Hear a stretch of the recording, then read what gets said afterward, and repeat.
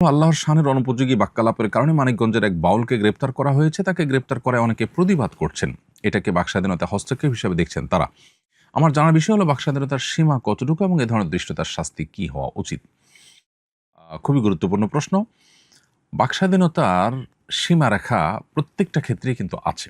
যারা আল্লাহ তাআলা সম্পর্কে আজেবাজে উক্তি করার বিষয়টিকে বাকস্বাধীনতা হিসেবে দেখছেন এবং সে ব্যক্তি গ্রেপ্তারের প্রতিবাদ করছেন, আমি তাদের কাছে বিনয়ের সাথে প্রশ্ন রাখতে চাই, কেউ যদি বাংলাদেশের সংবিধান, বাংলাদেশ রাষ্ট্রের বিরুদ্ধে অবস্থান নেয়, কথা বলে, তাহলে তার সেই কথা বলাটাকে মত প্রকাশের স্বাধীনতা, বাকস্বাধীনতা হিসাবে তারা দেখবেন কি না? পৃথিবীর সকল স্বাধীনতারই একটা সীমানা থাকে। বাকস্বাধীনতা বলি বা ব্যক্তি স্বাধীনতা বলি, মত প্রকাশের স্বাধীনতা বলি, এ সবগুলোর কিন্তু একটা সীমা আছে। সীমাহীন বাকস্বাধীনতায় পৃথিবীর কোনো সমাজ, কোনো মানুষই কখনো পরিপূর্ণভাবে বিশ্বাস করে না। একটা সমাজের 90% মানুষ বা তারও বেশি সংখ্যক মানুষ আঘাতপ্রাপ্ত হতে পারে, সংক্ষুব্ধ হতে পারে, সেরকম উক্তি করা এটা কিভাবে বাকস্বাধীনতার মধ্যে পড়ে?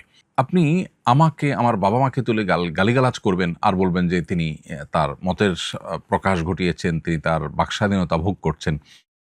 এটা কি কোনো সভ্য সমাজে গ্রহণ করবে? পৃথিবীর উন্নত দেশগুলোতে পর্যন্ত হেট স্পিচ বলতে একটা কথা আছে যে আপনি এমন কিছু কথা বললেন যেটা মানুষকে সংক্ষুব্ধ করলো, তাহলে এটাকে অপরাধ হিসেবে গণ্য করা হয়।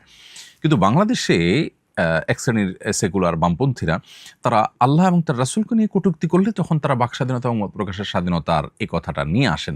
কিন্তু এই ছাড়া অন্য অনেক জায়গায় তাদেরকে আমরা এই বাকস্বাধীনতা এবং মত প্রকাশের স্বাধীনতার এই সবক দিতে দেখি না। এটা খুবই দুর্ভাগ্যজনক একটি বাস্তবতা এবং এ ধরনের কর্মকাণ্ড যারা করে তাদেরকে কঠোর শাস্তির আওতায় আনা উচিত এবং এটার জন্য প্রয়োজনীয় আইনের সংস্কারও করা দরকার।